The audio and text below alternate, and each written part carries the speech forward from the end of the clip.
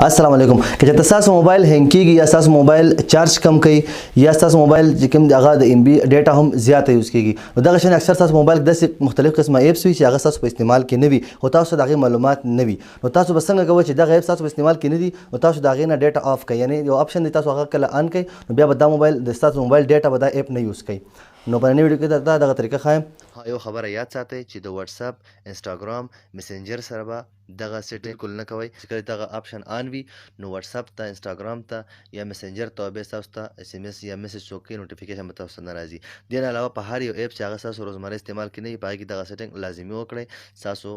موبایل چې کوم دغه بچر ته هم بیا هینګ کیږي نو ډیره په اسانه سره راځي د موبایل سیټینګ ته سمپلی دلته به تاسو وکړئ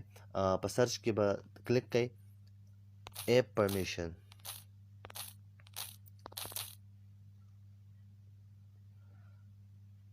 ټیک ده اپ پرمیشن تاسو کلیک کو تاسو موبایل کې چې کوم په سیټینګز کې اپ تاسو پراته وي هغه په دې کې مثال تاسو ته یو اپ باندې طریقه خایم تاسو د ټولو اپس سره هم دغه شانتي وکړئ مثال په تور زه دا یوټیوب په دې کې